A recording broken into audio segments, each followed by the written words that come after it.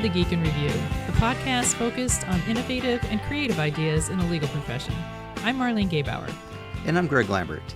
And today we are going to be talking about the practical aspects of Microsoft's Copilot when it comes to the legal industry with Amber O'Meara, who is head of innovation at MinterEllison in Melbourne, Australia, and Tim Andrews, director IT operations at MinterEllison in Wellington, New Zealand. So Amber and Tim, I want to thank you both for coming on and talking to us on the Geek in Review. Thanks for having us. Yeah, looking forward to it. We have a very international group today. Yes, we're all over. It's like that's very exciting. So, Amber, before we jump into the Copilot discussion itself, would you mind just telling us a little bit about MinterEllison and your role there? Well, it's my favorite question. Thanks, Greg. Get to talk about yourself. Yes. Actually talking about the innovation at MinterEllison. Thanks, Marlene. That's right. We have, I'm very, very fortunate here to work with a group of 80 to 90 innovation champions across all of our legal business units and consulting business units, as well as our business operations team. And essentially, I like to call myself a connector of dots. So those groups often come up with wonderful and strange ideas sometimes and great ways to do things differently and seek to do things in a different way. And my role is really to connect them within the firm to the people that can do the amazing things from a technical perspective. So that's Tim and his team, and we have a fantastic automation and client services team and wonderful tech consulting team internally that we can connect them into, and also just sharing all the great things that happen across the firm. I'm also really lucky to deal with some of the external innovations that happen, so working with our universities here in Australia on legal tech clinics, or being part of hackathons. So it's a really, really big, well-rounded role. But I like to think of myself as a connector of the dots to allow people's life to be easier here at Minters. I like that description. I like that a lot. Yeah. So, Tim, how about you? How do you define your role there at MinterEllison? Yeah, look, I'm, like you've mentioned, I'm the director of IT operations here at MinterEllison, and I'm lucky enough to have a fantastic team of 75 people that span across a whole range of portfolios, from front of house support to IT project management, and also sort of overseeing the back of house infrastructure and cloud technology.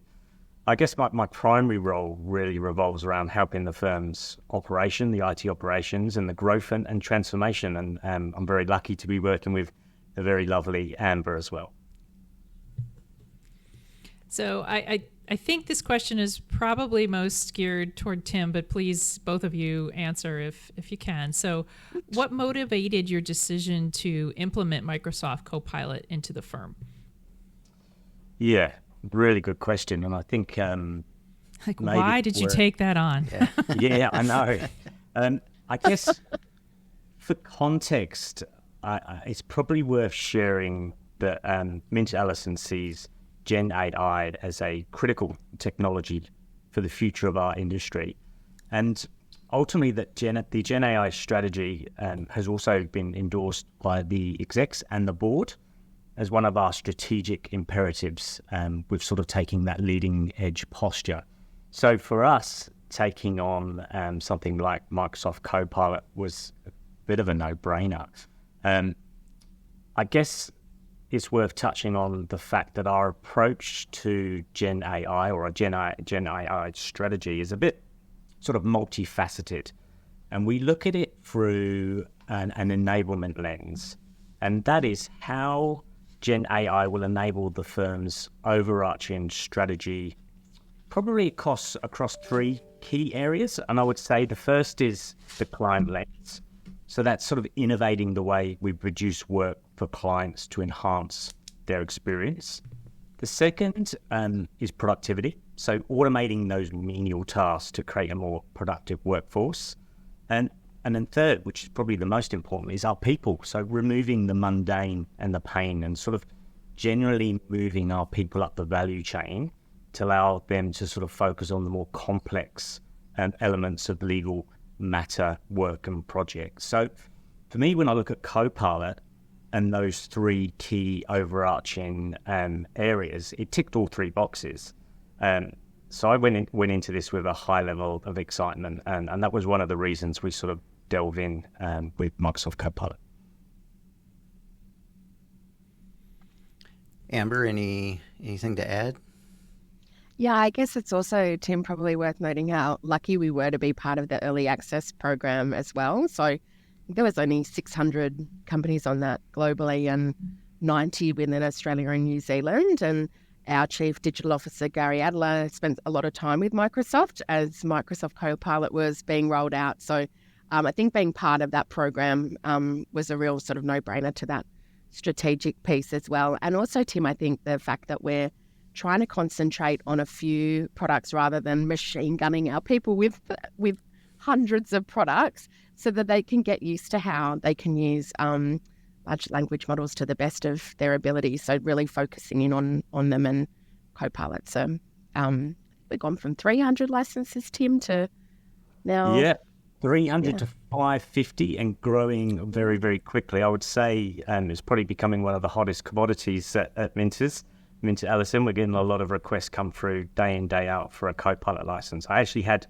a work colleague the other day send me a message saying, when can everyone else get a Copilot license? Because I don't want to be the secretary for my team anymore. So I thought that was quite funny. How many people total at MinterEllison?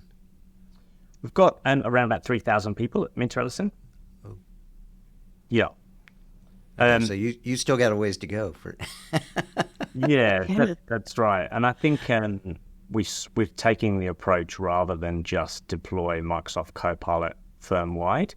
It's really looking for those personas, those areas in the business that are really going to take advantage of Microsoft Copilot. Yeah, I think it's really interesting. I mean, you're basically looking at your strategy and you're making choices based on that. I think, we've kind of heard in the news a lot of firms are, they sort of were doing experimentation last year just to kind of see like how these things work, how they'd be used. But it seems like that you have a very clear strategic vision as to sort of how you want this rolled out and who you want it rolled out to and what you want them to do with it. Yeah, exactly. And Amber, on the process, I mean, what kind of challenges did you have? Were you already set up like on Microsoft 365 and OneDrive, or did you have to do this all at one time? What were some of the things that you kind of had to work through? Well, Tim can definitely answer the more technical side of that. I'm sure so many pain points from his perspective. But I think one of the big one was because we talked a lot about it and people started to hear about Microsoft Copilot, it was sort of moving as quick as we could to get that technology into the hands of our people. And I think at that point too, and Tim obviously jump in here, but Microsoft was building the plane as it was flying with it. So we would have those weekly sort of team meetings where we'd go through use cases, share examples. It was very much a collaborative experience, that early stages of the Copilot early adoption, early access program, Tim. You'd be able to talk to the actual rollout, but I think getting into people's hands quickly and then sort of dealing with that inertia that can set in early around, but it's not doing everything I want, right now. Dealing with how you need to keep persevering and working with it and finding the use cases, as Tim said earlier, or the things that are the personas that are going to work well for you. Not everything will, but I think dealing with that inertia of people, it's not working, I give up.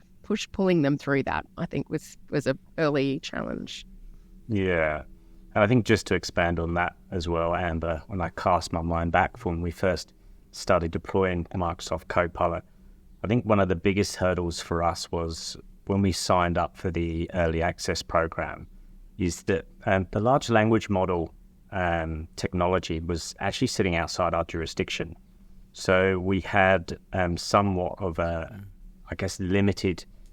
We were limited in what we could use it for, so we weren't in breach of our client's obligation. So, but good news, that has all now been moved inside our jurisdiction. So we've started seeing a high level of adoption across Copilot at the moment, which is great. I think also some of the other challenges with anything new, right? I think there's a fear factor, fear of the unknown, and what can and what can't I do. So we quickly sort of realized that and sort of come up with some lighthouse principles in regards to sort of Gen AI, which definitely helped, and some educational programs as well. Speaking of educational programs, I'm curious. It's like it sounded like there was some hand holding, there was some motivational speaking that was necessary. So what did you find in terms of training and support that was really effective and essential for the adoption of Copilot? What are some things that worked? Oh, gosh, lots of things that we've done, Tim, and so proud of. I can kick off and Tim can certainly jump in, but we have a digital academy here at MinterEllison. So one of the strategic priorities of the firm is to increase our digital fluency, and the digital academy was born out of that. And we've had some of Tim's fantastic team build some fantastic modules that have helped people learn how to use generative AI tools more generally. But recently we have put together a Microsoft Copilot badge, which is a credential that gets given to your micro-credential through a wonderful group called Credly. And that can go with you, transcends MinterEllison, but essentially it was a bit of online learning that you had to go through, and then an assessment period of how you've used the tool. I'm very, very proud to say that I have recently got one of those badges, and it was really good. So that was one way that we have done that.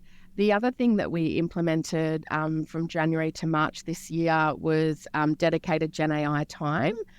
So as Tim mentioned earlier, the board and ELT have signed off on us taking a leading edge position in the market, and to do that we needed to make a huge investment in our people. So that DGAIT time was 12 weeks of fee credited time for our client-facing professionals to upskill on generative AI technology, which included Copilot, and that was a hugely successful program in giving people the time and space to do that, which, as you both would know all too well, is the biggest, I think, challenge and hurdle to getting people on board and learning. And then Tim, there's been some fantastic sessions that you've run with Microsoft themselves that I'll let you talk about. Yeah, I think, I've always got this view that, technology or the technology strategy alone has absolutely no value if our number one asset, which is our people, are not poised to take advantage of the change and the technology that's there. So for us, it was imperative that everyone in the organisation was trained on Gen AI, and more specifically Copilot. So as Amber mentioned, all those initiatives that we did, we also partnered with Microsoft themselves, who helped us run a number of sessions which they sort of called the art of the possible, which was really great. So what we did was, before we issued a Microsoft Copilot license out to anyone, we invite them to an hour-long session to really sort of spark the imagination of what's possible with Microsoft Copilot. So that worked really, really well. And then to keep that conversation going, we also created a center of excellence within Microsoft Teams, so people could sort of share the success stories, what prompts worked, what prompts didn't, and it started creating a little bit more excitement around that space. And then the final thing we have done more recently is we've started a program called reverse mentoring for our partnership, which basically was a 30-minute session with one of our digital coaches, and they could talk anything or ask any question that they would like around Gen AI or Microsoft Copilot, which really helped with sort of shifting the needle. So it was a combination of training that you developed internally and vendor training, is that right? Spot on. Okay. And what was the reaction like to the training? Because I know sometimes, very busy attorneys don't always have the time to do the training or the inclination to do the training, or if they're not seeing the immediate value of the training, are kind of like, I got other things to do. So I'm curious how you kind of kept everybody's interest in that. Yeah. It's a good question. I think Gen AI or AI has been in the media quite a lot. So there was already an interest in that space. But I think one of our most successful investments to date had to be the launch of what Amber just talked about, which is dedicated Gen AI time, which was ultimately 12 hours of fee-credited time across 12 weeks for our people to be able to come along and learn about Gen AI. And I think I've sort of been at MinterEllison for a couple of decades. I think it's probably one of our most successful educational campaigns. So, yeah, very good. It's interesting that you had it. Oh, sorry, go ahead. Oh, no, Marlene, you go. I just thought it was interesting that, it's over 12 weeks. It's not whenever you want. It's just a very discrete amount of time, which, again, makes people focus on it. Yeah. I think we try to gamify or make things as fun as we can as well. So we have built our own internal cryptocurrency called Mintcoin, which is really used to reward people instantaneously for getting involved in those training programs. So we have during that DGAIT time, we had those boosted. So there's a grocery store here called Woolworths. So if you go to the shops, you could buy, your shampoo and get it boosted by 1,000 times and win all sorts of rewards. We had that kind of program going during DGAIT, and the Mintcoin goes into a Solana wallet. It's not a real coin, but it sits in a Solana wallet and can then be traded back in for Prezi vouchers. So people really got into the competitive spirit of our wonderfully smart people at MinterEllison really kicks in. So there's the kudos for being the top of the leaderboard of Mintcoin, but then there's also the instantaneous reward with the Prezi vouchers as well that tended to help. And I think also, the role of those fantastic innovation leaders and champions across our business units and consulting and biz ops groups is to really be the champions of getting people involved in just trying things out or going to their team meetings and maybe just doing a demonstration of how Copilot can work in Outlook or in PowerPoint or whatever it might be, is to use those champions to really be advocates as well and be kind of a train the trainer type mentality, Tim, in a lot of ways as well. Yeah, absolutely. And I think one of the most attended courses we did wasn't necessarily around the functionality of Copilot or a tool. It was around prompt engineering. So we had one of our own people present on prompting and the effectiveness on prompts, and that was really powerful because it sort of sparked the imagination. I think also you mentioned sort of, how do you benchmark sort of training? We've done a number of surveys as well out to people that have Microsoft Copilot. And I might maybe just share a couple of those stats that's come back because they're quite overwhelming.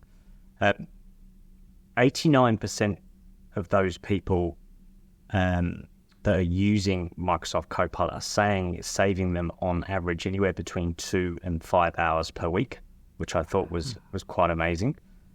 A remarkable 71% of the people using Copilot said it increased team productivity.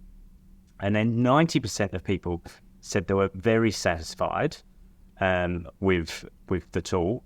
And I think it was like only 1% said that they would actually give back a Microsoft Copilot license. So I thought those were pretty incredible statistics coming out of our sort of monthly surveys we've been doing with people using Microsoft Copilot.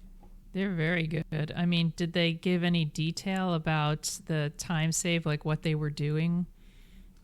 Yes, they did. And I think anyone that has used Copilot, one of the significant benefits is the ability to be able to start Copilot at the beginning of any meeting, team meeting or one-on-one, and have the ability to be able to summarize that meeting, action items, and then quickly send it off. So that seems to be the number one thing everyone's absolutely loving with Microsoft Copilot at the moment. I don't know whether, Amber, you've had any others that you want to share, but that seems to be the biggest one. Yeah, definitely. As you both can imagine, I think I was saying this at the Legal Innovators in California, Marlene, was the, lots of times people want those meeting notes verbatim and the action notes verbatim. From my perspective, it saves, that 2 to 5 hours sometimes in a couple of days. I think also just the sheer volume of presentations our guys have to do, whether that's internally CPD or externally with our clients. Lots of people been blown away by the ability to upload Word docs and have a presentation presented to them that they can then just tweak. Huge time saver. And I think the other one is in Outlook, especially when people come back for leave, or even if they've been in a workshop for a couple of hours or in a client meeting for a couple of hours, you can come back to I'm sure you are both only too aware of this, to a stream of emails to get through. So being able to sort where you've been added and been asked to do something, to prioritize your inbox, and also to figure out how another age-old problem is the diary dance, how you can make sure, when is so-and-so available to attend a meeting for half an hour between these dates. It can come up with some solutions for that. So I think it's just those, as Tim says, the pain and mundane of your role sometimes that sounds ridiculous but can take up so much time to do. Being able to do that first up, and then being able to focus their brains on what to actually talk about in those meetings, or the action items that come out of those is really significant. Now you've got some good use cases that you've observed as far as people being able to leverage the Copilot into their daily workflow. And we've talked to people on the show before, and where there were some expectations that they had, that some of the things that they thought Copilot should do that it's not quite able to do as of yet. Have you run into issues where someone is saying, boy, it really should make sense that it would do this, this, and this, but it just doesn't do it? How many times have you found that's a prompting issue versus a Copilot issue? I'm just curious on that point. Yeah. Amber, did you want to take the lead first? Oh, I was just going to use only a personal example, because I discovered by doing the Copilot badge that I was a very lazy prompter in terms of it.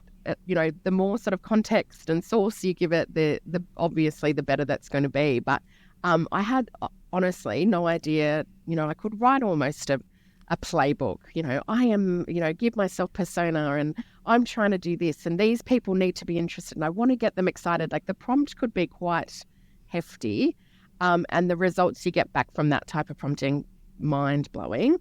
I think exactly that from the prompting perspective, people just expect to say, do this, and it'll just sort of magically happen, and not understand that the more sort of context and nuance you give it, the better your results are going to be.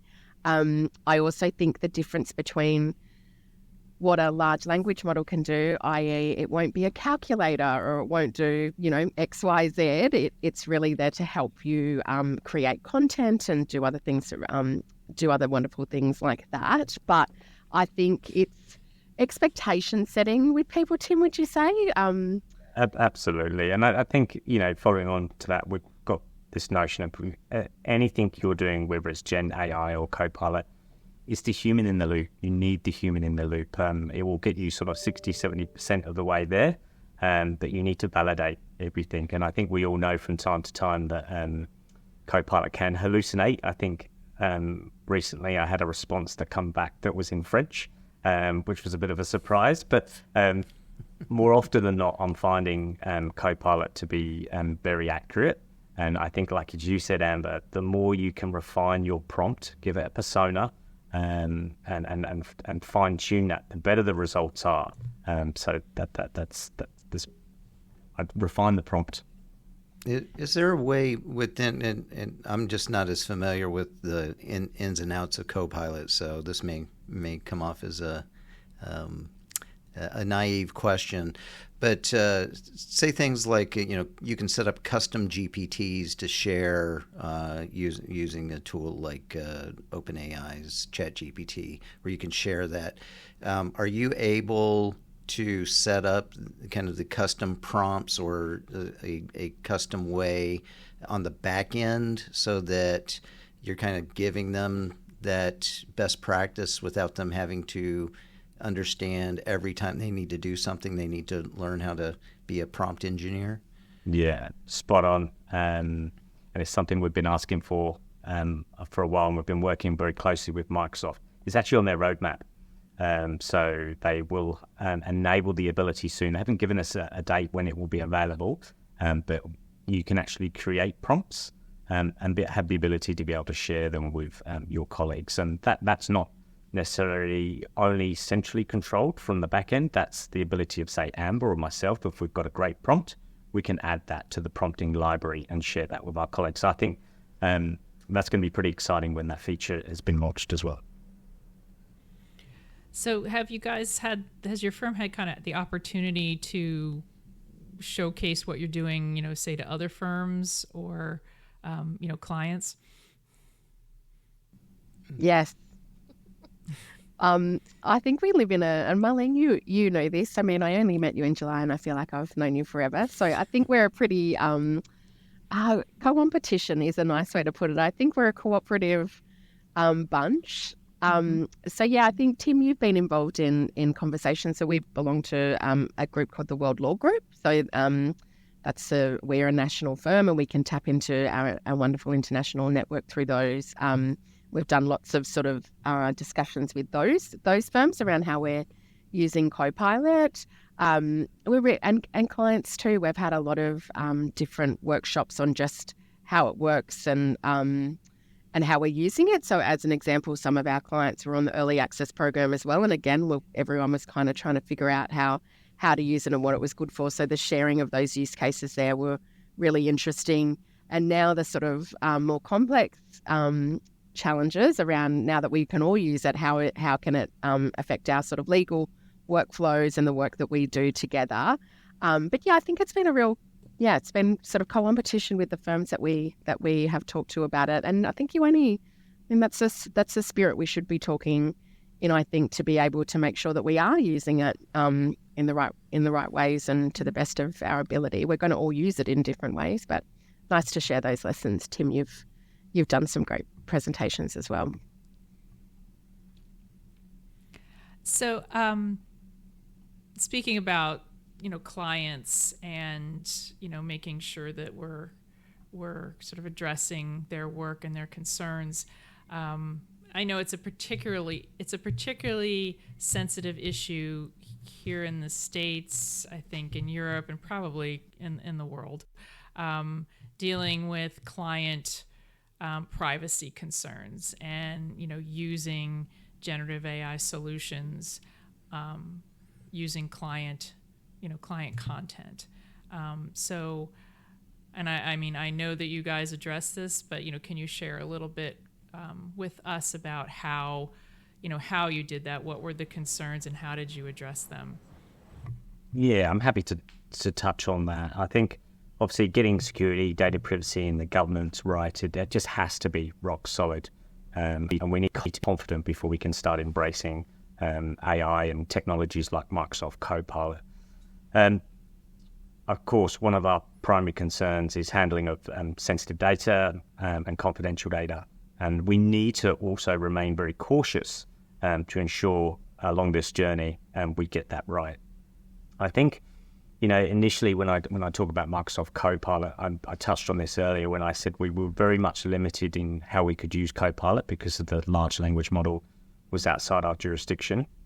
But look, rather than shutting down Gen AI tools, and I'm talking about when ChatGPT was also launched last year, we immediately put in a set of, or a series of guardrails in place to ensure responsible usage.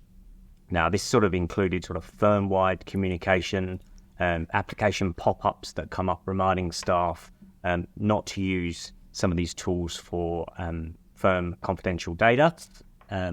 We also set out or developed a set of lighthouse principles aligned to sort of our responsible AI usage. And this sort of covers areas around accountability, privacy, security, explainability, and data bias, etc. So we sort of created that and published that and run a series of presentations.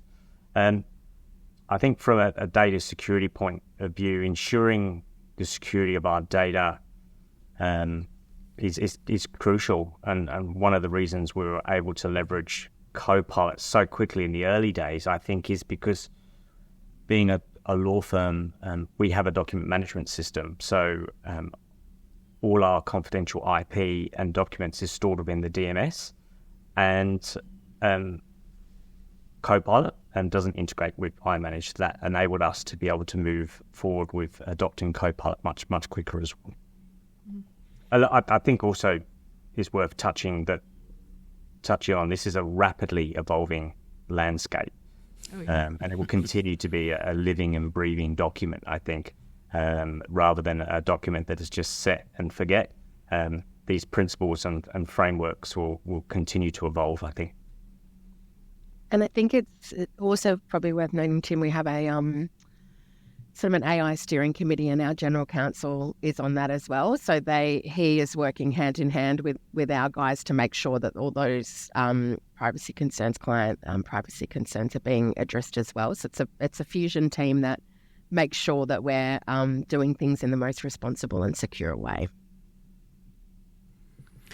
Well, you talked to Amber earlier about kind of the collaboration even with the competition, but let's look internally. And I'm wondering, because we talk a lot about breaking down silos, collaboration across teams, across departments. And it's easy to stand up in front of people and say you need to do this. It's very difficult to actually get them to do that.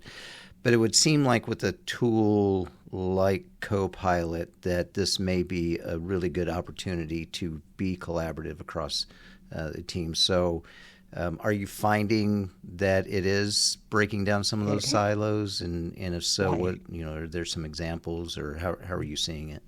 Yeah, I think definitely in terms of the collaboration piece. And one of the great examples, I think recently, it goes back again to the knowledge sharing and people not know, people don't know what they don't know. So I think the more that we're sort of going and talking to our counterparts within the business about how we're using it and how they might use it. But I think a really great example recently, Tim, this sort of came across my desk maybe at the beginning of this week, was our clients and markets group went through a training session with our digital coaches to understand how they could use this better. Was that the example, Tim? They had a sort of a session with our digital coach to understand what their use cases might be with respect to Gen AI and Microsoft more broadly. I think that's a really fantastic example of, being able to sort of harness a group that could use Copilot and generative AI tools so amazingly, particularly with content generation. I think what it has also done from a just a literal collaboration perspective, being able to upload documents in Teams and be able to sort of put notes in that way, really, really great example. But to take that a step further, we often have documents that we collaborate in, and it's sort of I guess a little bit like the doc that Tim and I have been working on to have this discussion with you. It's a lot of information about, lots of different things and from the brains of many, many different people. I think a really great example recently that I've worked on is, putting a document together for a large conference that had lots of people contribute to it. Getting that back and thinking, oh, this is going to be no use to anyone, and using Copilot then to synthesize that and to put it into a more constructive document that made it make sense. I think that's a really good way to do it. I think it's that putting pen to paper, getting people to put their ideas on, and then using Copilot to do the content generation piece and make it makes sense is a really great example. I know that our proposals team have started to use it for CV generation and that kind of thing as well across the firm. So I definitely think, again, as Tim says, we've got the DMS system, and that's definitely everyone's cozy, safe space. But I think certainly our business operations team are using it in a really, really collaborative way. What are you seeing, Tim? Yeah, totally. And I think I'm quite excited about a recent launch. I think it was only last week, where they've launched Microsoft Copilot Wave 2, which I haven't actually had a chance to play around with just yet. But there's this notion or this feature of Copilot pages, which is obviously a dynamic canvas designed for multiple people to be able to work on a document at the same time. So that's going to be pretty exciting to see how we can bring that feature into to the teams to work more collaboratively as well. So looking forward to playing around with that. So Amber, Tim, your firm and your teams have come such a long way in terms of rolling out this Copilot initiative. But I know you're not going to be sitting on your laurels. So what are your future plans for expanding the use of Copilot across the firm? I mean, no pressure or anything. Yeah, I think, and we've set ourselves a very bold target, really, and we want to reach a sort of an 80% adoption of generally Gen AI tools across the firm. Obviously, this means 80% of our people using Gen AI tools, but one of the challenges we have in where we are today, there's so many tools and there's so many applications. So we've really focused on a couple, and one of them is Microsoft Copilot. So by the end of this year, we really want a third of the organization using Microsoft Copilot, and we want to see the adoption rate above 80%. So that's definitely a target. And rather than just sort of roll out Copilot across the firm, we're actually looking at those personas, those groups of people that we think are going to get the most amount of value out of using Copilot. I'm actually curious. Can I just follow up for Amber for 1 second? So you've picked a couple. Like, I'm listening to you and you're saying it's like, yeah, there's a million of them out there. I'm like, yes, I know. But so how did you make the determination? Copilot, I probably understand, but like, how did you make the determination? Like, these are the ones we're going to use.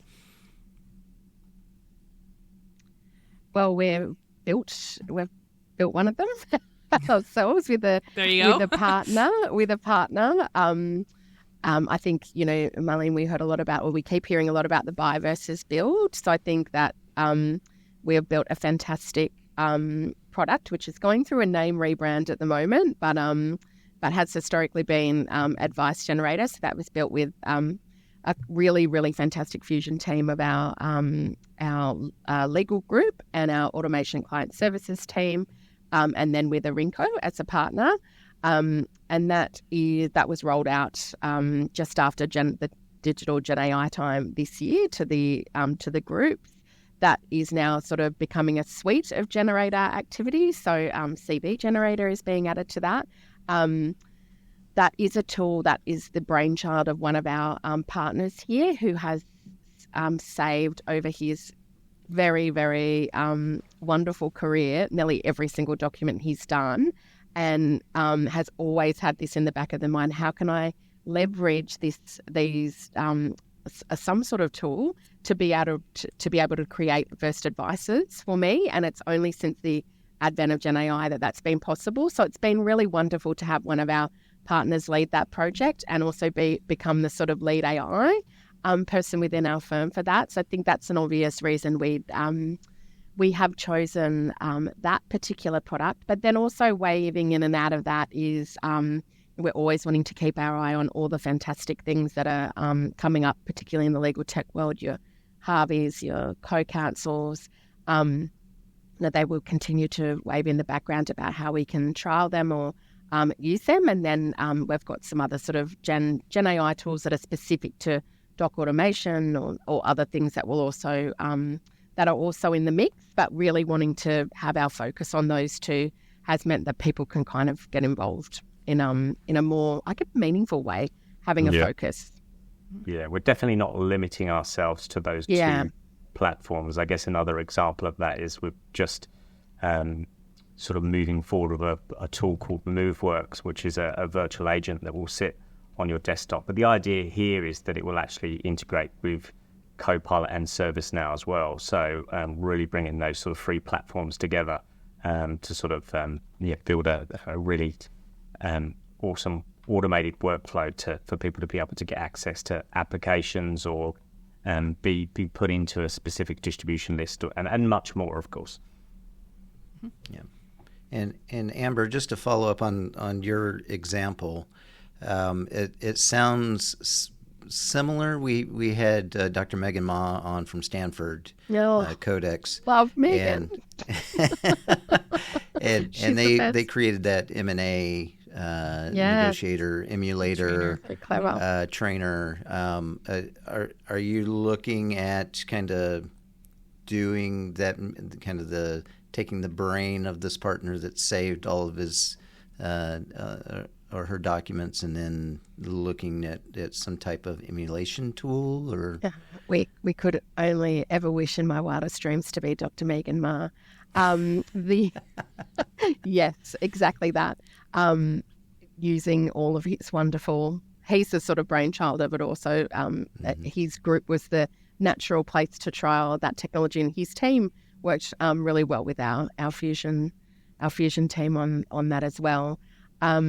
We also have a group internally out of our tech consulting team that are looking at the ways in which we can use technology for our client work. So they're building some amazing products as well in consultation with our team. I think the theme you'll be picking up here is we love a fusion team. We don't do anything in isolation. We always make sure that we bring I call it the might of Minters to any project so that we can get it running successfully at least off the bat if we get the right people involved. But we have been having lots of lovely conversations with Dr. Megan Ma. So nice.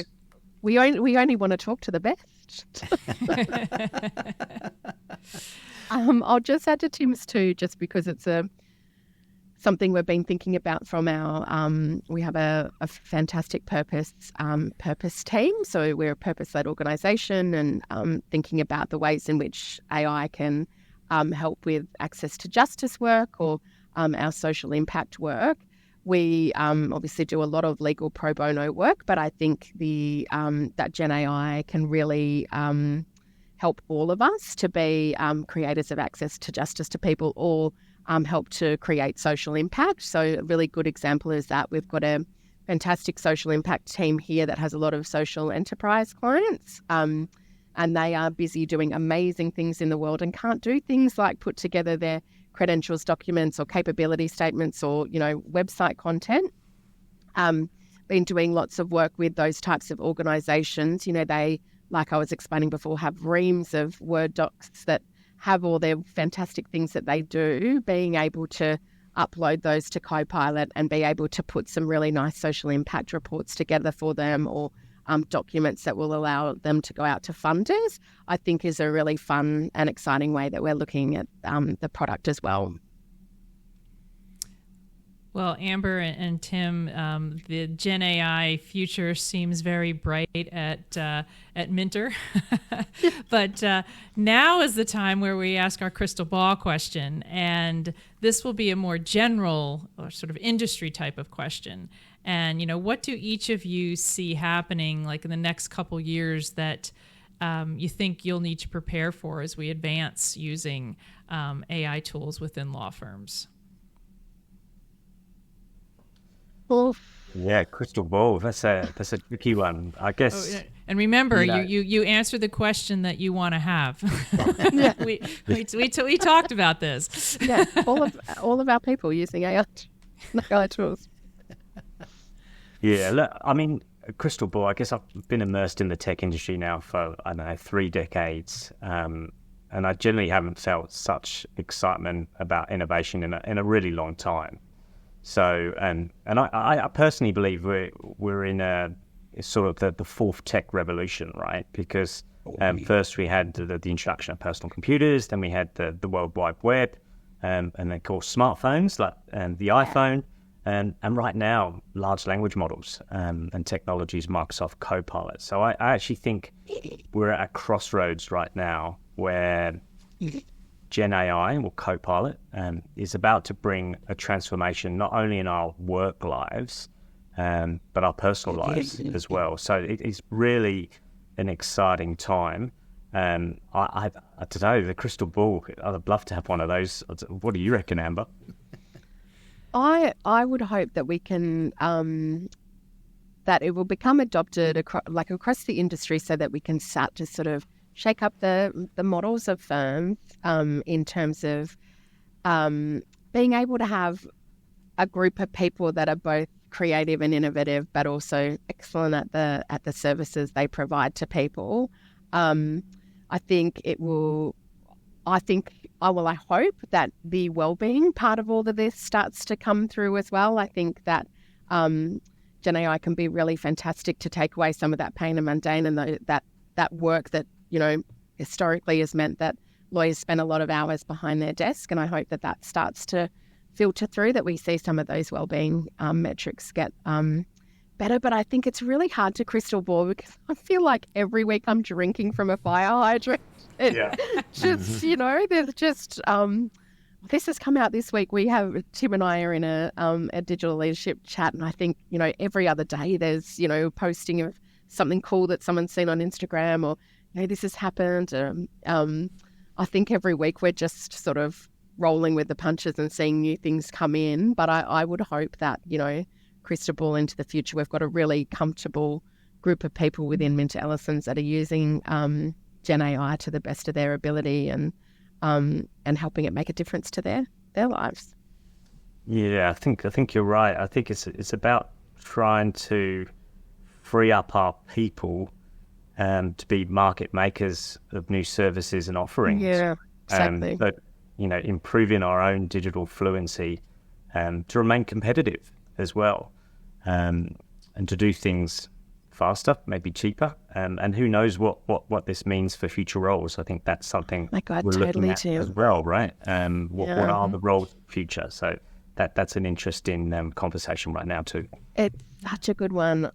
Totally the roles, because who would have thought, even 15 years ago that, you would have big legal operations teams within firms or automation and client services teams. It would be really exciting to see the types of roles that are existing. I mean, I was so proud the other day to post an AI engineering lead role, Tim, out of one of our teams. So, I think that's such a massive step from what I've seen, certainly. So I think that's really exciting. Yeah, and I also think adopting a leading edge posture in Gen AI and tools, it also retains and attracts some of the very best talent. We've seen that even more recently with our clerkship and graduate program. And actually, we're actually going to give all those people access to Copilot, so the latest tools as well. Very nice. Well, yeah.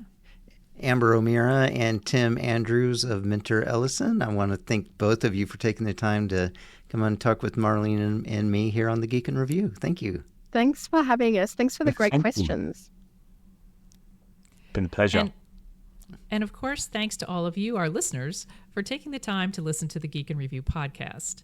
If you enjoyed the show, share it with a colleague. We'd love to hear from you, so reach out to us on LinkedIn. And Amber and Tim, we'll put some links on the show notes, but what's the best way for people to find out more about what you're doing there at MinterEllison, or to reach out if they have other questions? LinkedIn, Tim, either you or I, and also MinterEllison's LinkedIn page is very, very full of great info. Yep, spot on, Amber. I think just visit MinterEllison.com. Or just reach out to myself, Tim Andrews, or Amber via LinkedIn. I can send you some links if that helps, Marlene. Yeah, that would be great. Send us the links. We'll make sure we put them on there. We'll put them up for people. Thanks for having us. It's been so lovely. You're so welcome. Good. And as always, the music you hear is from Jerry David DeSica. So thank you very much, Jerry. All right, thanks, Jerry. Marlene, I'll talk to you later. All right, bye-bye.